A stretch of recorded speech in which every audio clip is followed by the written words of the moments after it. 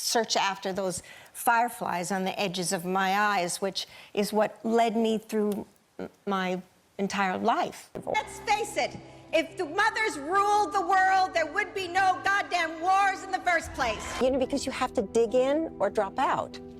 And so I've just dug in. Wow. There's nothing quite as lonely in life as when you don't even have contact with yourself. You know, I mean, I have as much ego as everybody else. You know, I go going, oh no, I don't want to see that. I think if you've been an actor long enough, I think you feel a kind of, well, that was then and this is now. For 50 years, Hollywood cast Sally Field as the living proof that kindness could conquer anything. Movie after movie framed her in soft light, always the moral compass, always quick to forgive. Audiences believed the halo was permanent. Yet, applause is the best camouflage money can buy. At 78, and with every trophy she ever dreamed of, Sally has stopped guarding the backstage doors. Tonight, she names 6 celebrated colleagues who turned collaboration into combat, and she explains how surviving them became the real performance of her life. Hollywood's unwritten law of silence was drafted long before Sally arrived, but it found a perfect student in her. When the 17-year-old novice booked a network sitcom in the 1960s, an executive slipped a laminated card into her dressing room mirror. On the front, a smiling caricature. On the back, 3 sentences. Be grateful, be cute, be quiet. The message carved deep grooves into her reflexes. Whenever a cameraman called her kiddo or a director brushed away, her suggestion with, "Sweetheart, let the men handle story," she smiled wider so no one could see her jaw tense. The strategy paid off in bookings, but the tax was invisible. Each swallowed protest tightened her throat. Each forced giggle taught her nervous system that safety depended on obedience. The first time she felt the debt come due was on the set of Sybil. The role demanded emotional freefall. Yet during breaks, she floated back to surface-level cheer because a producer warned that method actors make crews uneasy. When the miniseries swept awards, journalists praised her fearless vulnerability. Sally remembers vomiting between interviews and asking a publicist if she could skip the after-party. The answer was no. Even trophies were conditional. Decades later, while drafting in pieces, she reread old call sheets. Margins brimmed with doodles, tiny fists, zippered lips, cartoon lions behind bars. Memory rushed in like floodwater. Every doodle was a moment of unspoken anger converted into art therapy. She totaled the moments. A casting couch she escaped by climbing out a window. A 3-picture contract she forfeited after refusing to wear a bikini that felt like a concession stand sign. A reshoot she financed herself because the studio doctor blamed exhaustion on female hysteria. The arithmetic was merciless. Hundreds of victories, thousands of cuts. By the time she finished the manuscript, she understood that her public legend sat on a foundation of invisible compromises. Telling the next 6 stories is her way of tallying the bill and finally sending it back to the men who charged it. The culture of enforced gratitude mutated across decades.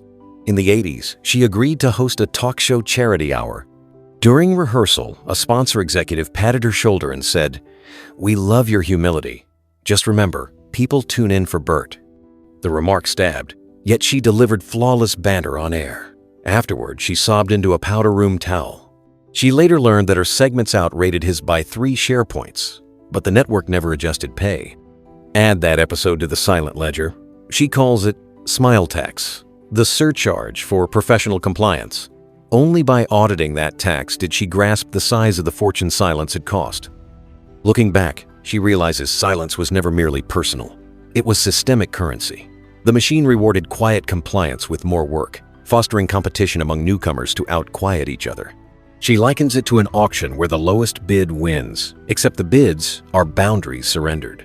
Writing her memoir felt like buying those boundaries back at full price, page by page, apology by apology, revoked. From the outside, their romance looked like a country song fantasy. Leather boots on Georgia red clay, 2 movie stars snickering through sunrise shoots. Sally was fresh off Sybil and still adjusting to strangers pointing cameras at her grocery cart. Bert was already box office royalty, wind in his hair, license plate reading Bandit. In public, he magnified her laughter. Tipped hotel staff, $100 bills, and framed every photo so she glowed beside him. Privately, he treated the relationship like a corporate merger with him as CEO. Early warning signs posed as jokes. When she mentioned wanting to audition for a Tennessee Williams revival, he winked at the crew and said, "Baby, melodramas are for long faces. You've got comedy cheeks." Laughter erupted. Her cheeks burned. She managed to grin while erasing the audition from her planner. Weeks later, he advised a cosmopolitan photographer that Sally looks angelic when she's quiet. The quote ran nationwide. Suddenly, interviewers asked why she didn't speak more. She spoke plenty. He just talked louder. Control seeped into finances. Her agent negotiated a back-end bonus for Hooper. Bert's team objected, claiming budget strain. She surrendered the clause to keep the peace. When investigators later tallied profits, they estimated her concession cost nearly $500,1978. Emotional concessions cost more.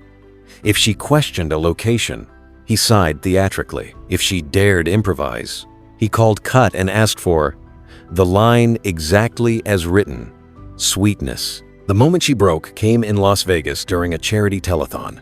Between segments, a stagehand asked whether Bert treated her as well off stage as on. She laughed reflexively, but Bert, thinking the mic was off, answered, "She's the sidecar, pal. Bandit drives solo." The comment aired. Viewers chuckled. Sally's chest locked. She excused herself, sat in a bathroom stall, and drafted the breakup speech on hotel stationery. That night, she slid the note under his suite door and flew home. Leaving didn't end the collateral damage. Directors still framed her as Bert's ex, assuming she'd chase similar buddy comedies. She fought for years to land dramatic scripts again. When Norma Ray finally premiered, a journalist asked whether the textile mill heroine would fall for the bandit.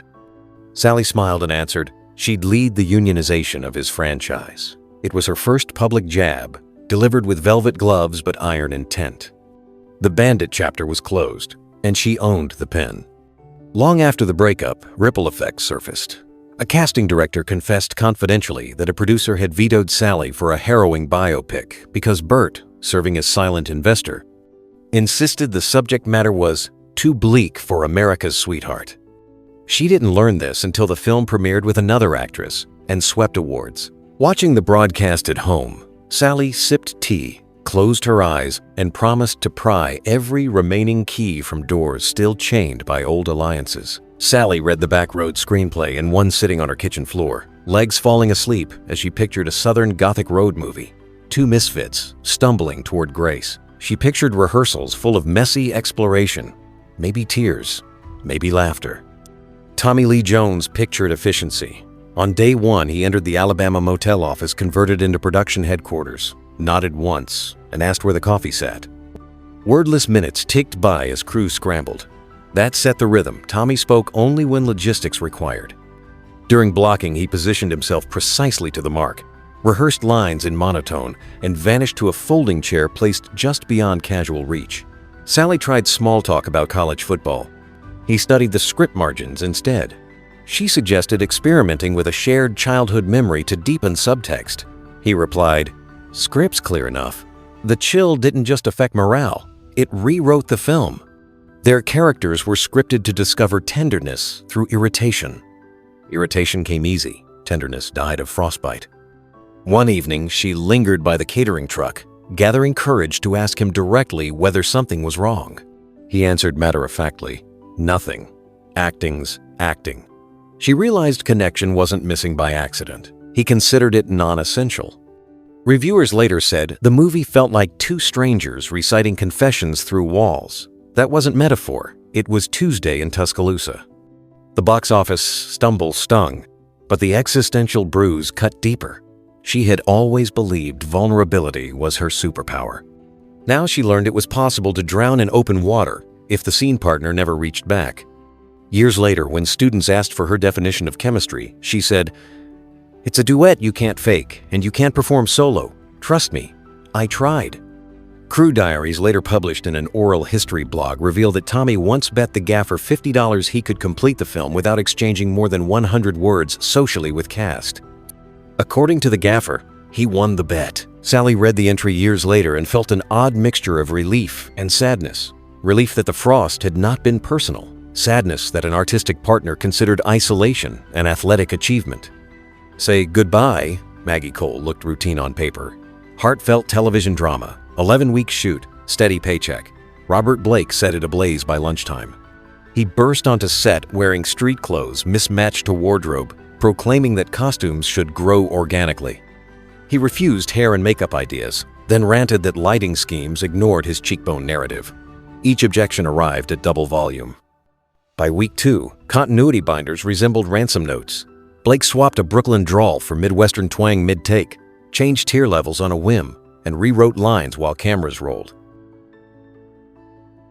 Sally once spent 6 hours reacting to speeches she had never heard before. She kept pace, but the editor later confessed half the footage was unusable because Blake drifted out of frame to yell at off-screen energy leaks. The tipping point came on a rainy Friday. Blake insisted the sky's gloom matched his character's soul and refused to shoot unless the director promised a full thunderstorm effect on Monday. Producer budgets laughed. Blake screamed. Insurance agents arrived. When he hurled a vintage typewriter, glass flew. A focus puller needed stitches. The network shelved the project, citing creative differences that insiders knew really meant uninsurable chaos. Sally went home with unpaid residuals and a new phobia of unpredictability. For months, sudden noises triggered memories of unhinged monologues. Therapy taught her that creative chaos is only admirable when everyone opts in. She began adding a clause to contracts. Any actor endangering safety could be dismissed without penalty to other cast. Some studios balked. She held firm. A few years later, those clauses became standard. Young performers never knew why. They can thank the typewriter that flew past her ear. A leaked insurance report later obtained by Variety estimated property damage from Blake's tantrums at $93,000. A record for a television film never broadcast. Sally, seeing the number, finally quantified how much money a single unchecked ego could burn. Money that could have funded college scholarships or union health care. That realization hardened her stance. From chaos, she forged fiscal ethics, demanding accountability clauses before she even skimmed scripts. On paper, Steel Magnolias promised an actress playground, laughter, tears, and an ensemble of icons. What Sally didn't expect was that the playground would include dodgeball. Shirley MacLaine wielding sarcasm like a red rubber ball aimed at every tender moment. Pre-production calls were cordial, but the cordiality evaporated at the first table read when Shirley interrupted the director to announce she'd rewritten her lines to punch through the mush. The mush, apparently, was everyone else's emotional arc. Sally prepared for the funeral monologue with nightly journaling and private voice work. Take 1. Genuine tears blurred the lens. The crew sighed, some even cried. Before take 2, Shirley quipped, "Hope we're not filming a detergent commercial." Nervous laughter scattered. Sally's pulse staggered, but she reset and delivered again. Shirley riffed more jokes between takes, something about tissue stock prices. By take 17, Sally's diaphragm seized. She collapsed into a folding chair, trembling. Paramedics were summoned. Shirley asked if craft services still had the key lime pie. Promotional tours extended the duel. When reporters praised the cast's chemistry, Shirley smiled and replied, "Real chemistry happens when you've already won an Oscar and don't need to prove anything." Subtext hopped off the sub and onto the text. Sally smiled, said she adored the whole team, went back to her hotel, and called her son to vent tears she wouldn't gift the gossip pages. Her takeaway was surgical. Humor heals scenes unless the joke scalpel cuts co-stars. Today, she warns rising actors about clown shrapnel, schoolyard sarcasm that draws blood while everyone's laughing too loud to notice. The tension spilled into awards campaigning. Publicists pushed photo ops of MacLaine and Field hugging, but press Q&As told another story. When a journalist asked about the funeral scene's grueling takes, Shirley quipped, "Perfection can take forever when everyone's not rowing at the same pace." Sally felt her cheeks flush, but answered graciously. After the junket, a sound tech handed her an audio outtake of Shirley mocking her dramatic spasms. She deleted the file. She refused to archive cruelty, but kept the memory as cautionary gravel beneath future collaborations.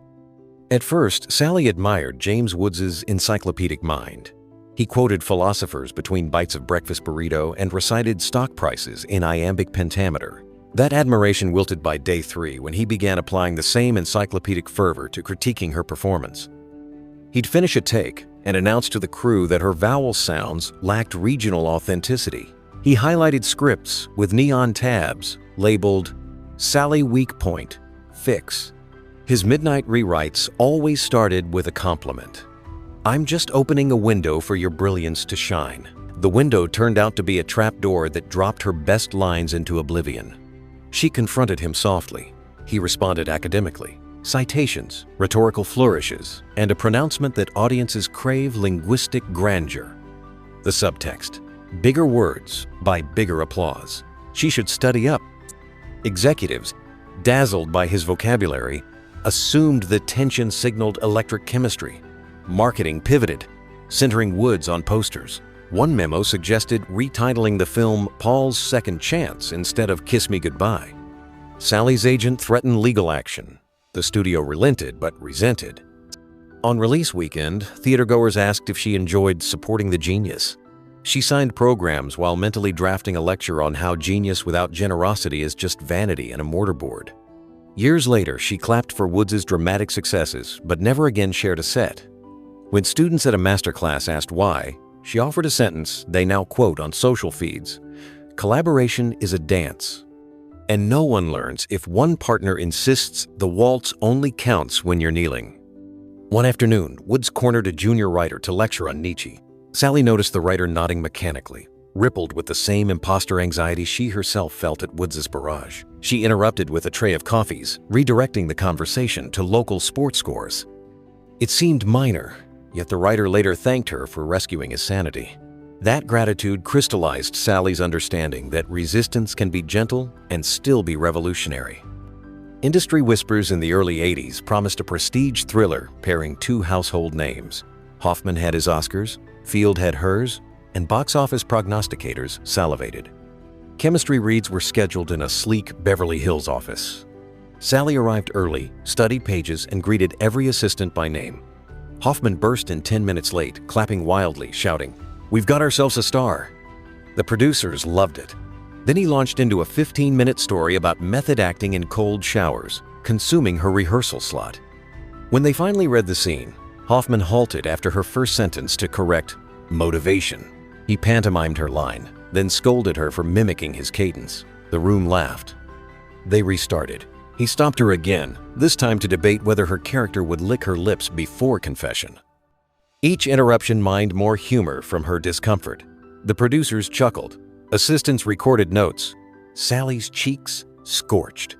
Afterward, she thanked everyone, drove home, and second-guessed every syllable. Days of silence grew into weeks. Finally, a casting director friend whispered that Hoffman had bragged about killing her chances because the energy felt crowded. Translation: his dominance depended on her shrinking. Sally cried, then got angry, then wrote a letter to her future self, vowing never to mistake humiliation for mentorship again. Industry blogs still debate which unnamed actress Field was in her panel story, but insiders recognized the details. After #MeToo gained momentum, new context reframed the chemistry reading as a power play symptomatic of an era when eccentric genius excused humiliation. Sally never commented publicly, believing survivors deserve the microphone more, but she donated half her next salary to an arts workers' legal fund. "I earned this money with the voice he tried to shrink," she told the accountant. No one survives 6 earthquakes without cracked foundations. Sally spent years in therapy relearning that disagreement doesn't equal danger. She practiced saying no aloud until the word felt less like a career-ending alarm and more like punctuation between healthy sentences. She refined a personal code. Every set must feel safer when she walks on.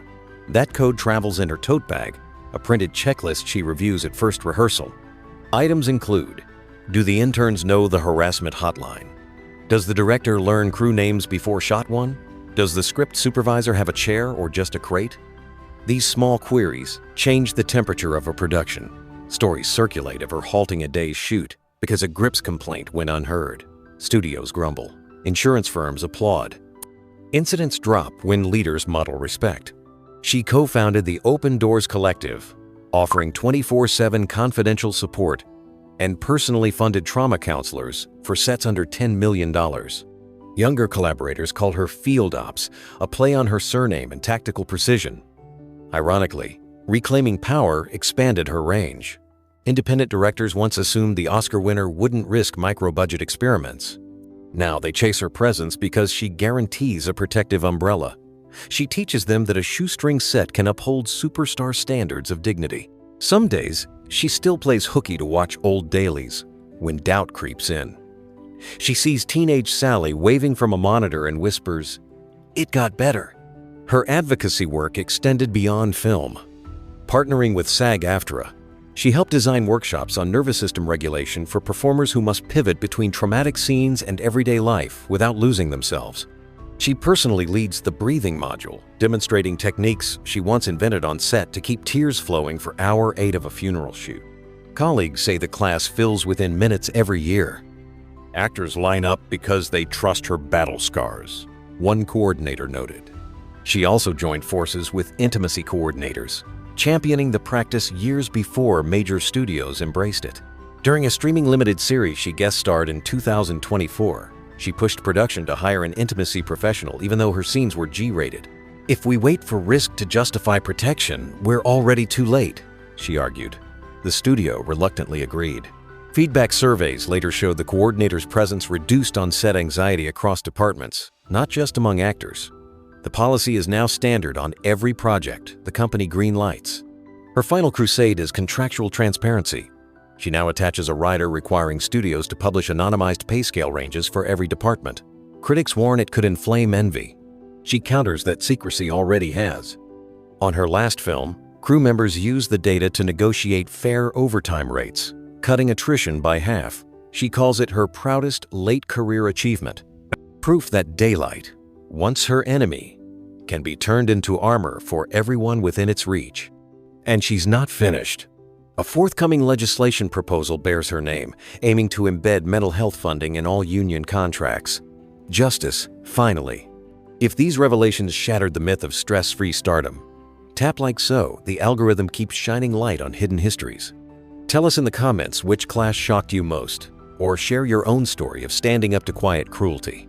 Subscribe for next week's deep dive into another legend's untold battles, and forward this video to any aspiring artist who still thinks talent alone guarantees safety. Knowledge is armor. Pass it on.